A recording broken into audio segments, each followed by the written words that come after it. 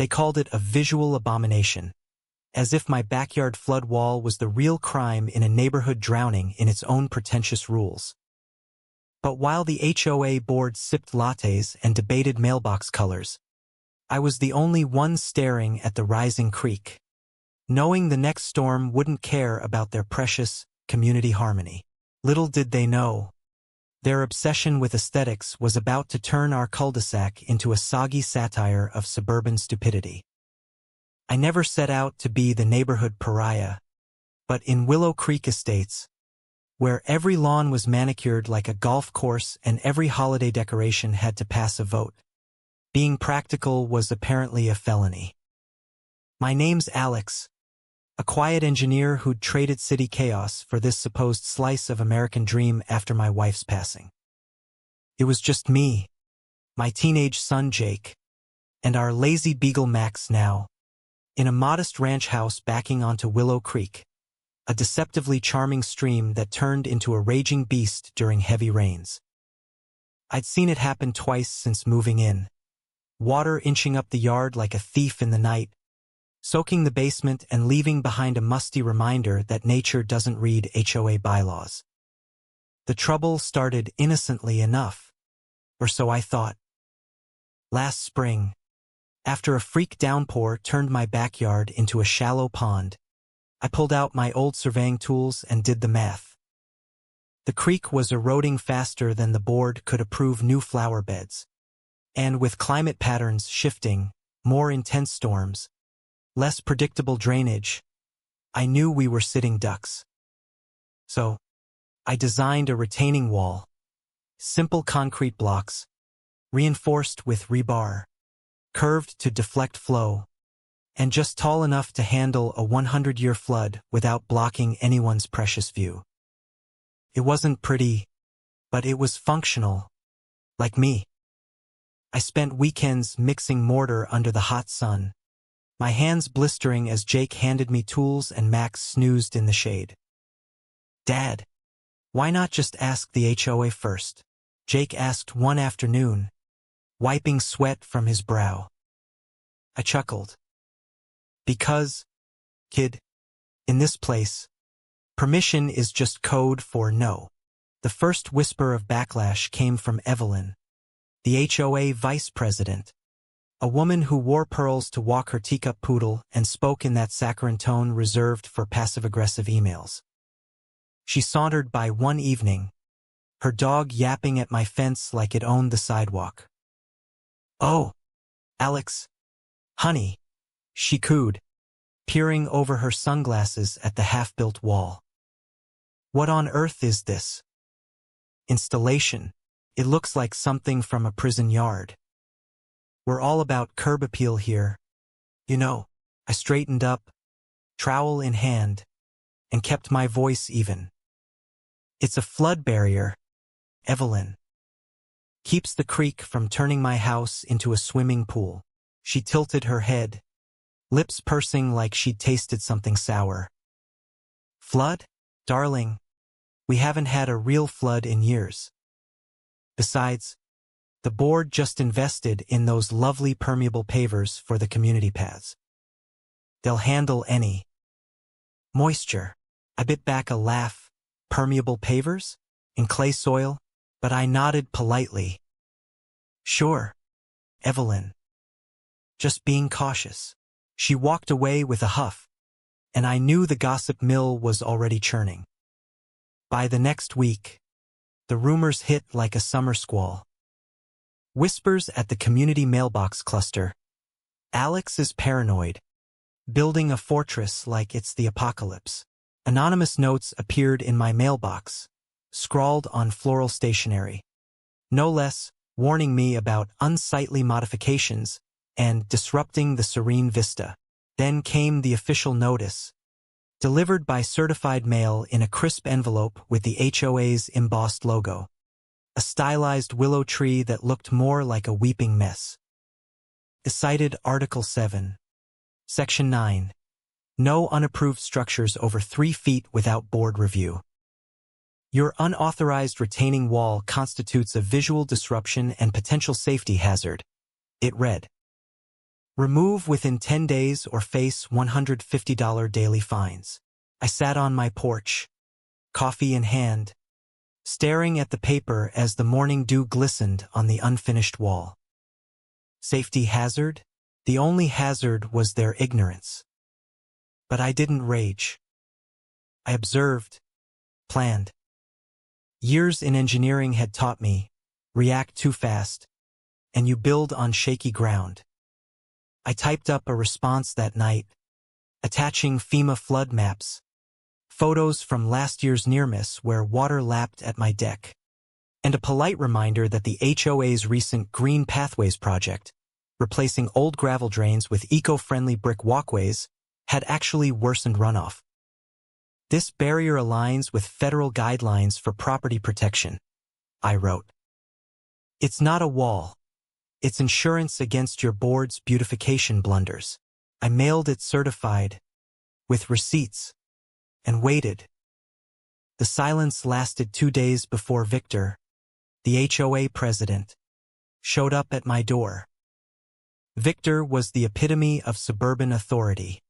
Khaki shorts, polo shirt, and a Bluetooth earpiece like he was closing deals on the golf course. He flashed a grin that didn't reach his eyes. Alex, buddy, got your letter. Impressive research. But let's be real, this isn't about floods. It's about unity. We can't have one house looking like a bunker while the rest are picture perfect. Think of the property values. I leaned against the door frame, arms crossed. Unity, Victor, or uniformity? Your new paths are funneling water straight to the low lots, including mine. Fix that. And maybe I wouldn't need this. He waved a hand dismissively. The paths are sustainable, certified green. And honestly, your wall, it's an eyesore. Sends the message we're preppers, not professionals. I smiled thinly. The message I'm sending is survival. But hey, if aesthetics trump physics, who am I to argue? He left with a strained chuckle, but I saw the flicker in his eyes, the fear of someone whose power rested on pretty illusions. As I continued building, the neighborhood turned into a theater of the absurd. Neighbors who'd once nodded hello now averted their eyes, pulling shades like I was contagious. On the Nextdoor app, posts exploded. Blurry photos of my wall captioned, "Eyesore alert. Who's with me on petitioning?" From anonymous accounts that screamed Evelyn style. One evening, as I tamped down gravel, my next-door neighbor Lila, a sweet retiree who'd baked me cookies when I moved in, peeked over the fence. "Alex, I hate to say it, but they're saying you're unstable. Like, post-trauma from your wife's thing." I paused, shovel midair. Boy, no, they dragged my personal loss into this? Let them talk. Lila. Rumors dry up faster than floods if you ignore them. But inside, it stung. Jake came home from school upset. "Kids are saying you're the crazy wall guy." I ruffled his hair. "Better crazy than complacent. Son." That night, I reinforced the wall's base, my movements deliberate, channeling the quiet fury into something solid. The escalation hit peak comedy when the board announced their Harmony hearing, a mandatory meeting at the clubhouse to discuss community standards. I showed up in work boots and jeans, contrasting their business casual attire. Victor presided like a judge, gavel in hand, seriously. "A gavel? Alex, we're concerned your project violates our ethos of elegance," he intoned. Evelyn chimed in, voice dripping honeyed venom. "It's not just ugly, it's divisive.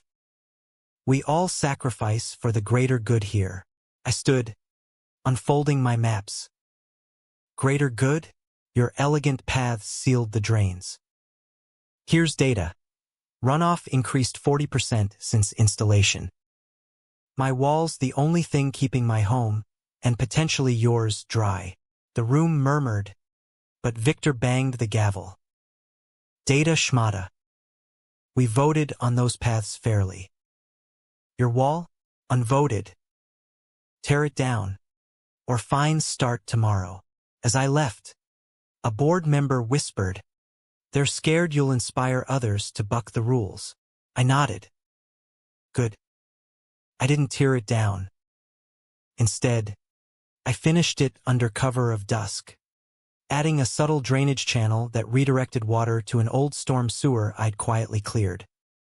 The fines arrived via email, $150, then $300 accrued. Neighbors gossiped louder.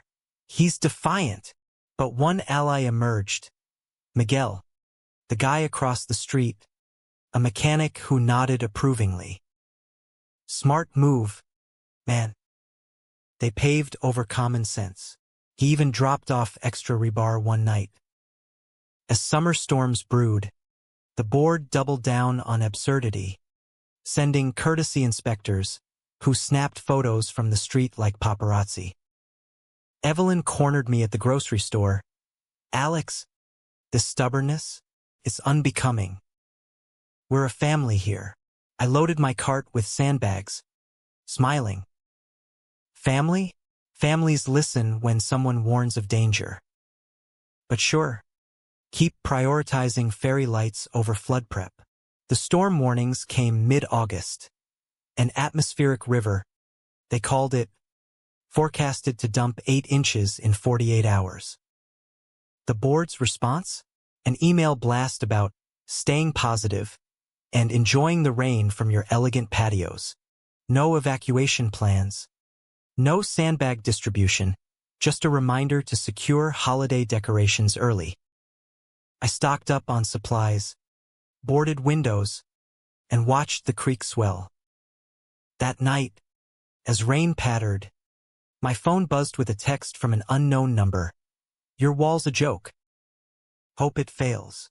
I saved it, evidence of their pettiness. Jake asked, Dad, are we gonna be okay? I hugged him. Better than them, kid. By dawn, the rain turned biblical, sheets pounding like accusations. The creek roared, a muddy torrent testing my wall's curve. It held, water shunting away with a satisfying whoosh. But across the neighborhood, chaos unfolded like a bad comedy. The green pathways, those non-porous bricks, acted like slides, channeling runoff straight to lower homes. I watched from my dry porch as Evelyn's pristine yard pooled, her designer boots sloshing as she frantically stacked towels at her door. This can't be, she wailed into her phone, probably calling Victor. My inbox filled with HOA pleas. Minor flooding reported. Remain calm. Minor? By noon. Streets were rivers, cars floating like toys. The first knock came at 2 p.m. Miguel, soaked but grinning. Your wall's a beast. Mine's holding too. I copied your design on the sly. We shared a laugh as sirens wailed. Then, the board arrived en masse. Victor leading like a drowned rat, his polo clinging pathetically. Alex, the paths. They're not draining, he sputtered. I leaned on my door, dry as bone. Shocking. Who could have predicted? Evelyn, mascara running, pushed forward. This is your fault. Your wall's blocking the natural flow. I raised an eyebrow. Natural flow? You mean the one you bricked over? Here's the maps again. As water lapped their ankles, they stared, the irony hitting like a wave. By evening, the neighborhood was a disaster flick parody. 17 homes flooded, basements ruined, the clubhouse a soggy ruin with fairy lights short-circuiting in puddles. Victor's SUV stalled in the street, engine gurgling like his excuses. My doorbell rang non-stop. Neighbors seeking refuge, pets in arms, apologies mumbled. "We thought you were overreacting," one said. I handed out blankets, saying little. Then Evelyn called, voice hysterical. "Alex, please, the power's out. Water's rising. We were wrong, your wall. It's saving you." I paused, letting the silence stretch. Wrong? You find me for protecting myself while ignoring warnings. But fine, bring everyone here. And Victor, bring the checkbook. We're rebuilding properly this time. All night, my house became a bunker of humbled egos. I cleared debris from my trench with a flashlight, the wall vibrating but unyielding. Outside, the pathways crumbled, bricks popping like champagne corks in reverse, a billion-dollar green fiasco meeting reality. Shelby, wait. No. Evelyn sat on my couch, wrapped in a towel, staring blankly. "We wanted it pretty," she whispered. Victor paced, finally collapsing. "How'd you know?" I shrugged. "Engineering." And listening to facts over votes. As dawn broke, FEMA arrived, praising my setup while condemning the board's negligence. "You paved paradise and put up a parking lot for floods," one inspector quipped. The aftermath was swift poetic justice. The HOA dissolved amid lawsuits. Fines against me flipped into evidence against them. Victor resigned, moving away after his home's foundation cracked, irony's cruel punchline. Evelyn sent a half-hearted apology card, but I framed the fine notices instead. Now, our community council meets in my garage, discussing real issues like drainage, not decor. Jake plays in the yard, Max barks at squirrels, and the wall, ivy-clad, stands as a quiet monument to foresight. But as new developments sprout nearby with the same shiny, shallow designs, I wonder, how many are ignoring the creeping threats for a perfect facade? Was I the disruptor? Or was their harmony just a flood waiting to happen? Tell me in the comments, was the HOA the real villain? Or are we all complicit in prioritizing pretty over practical?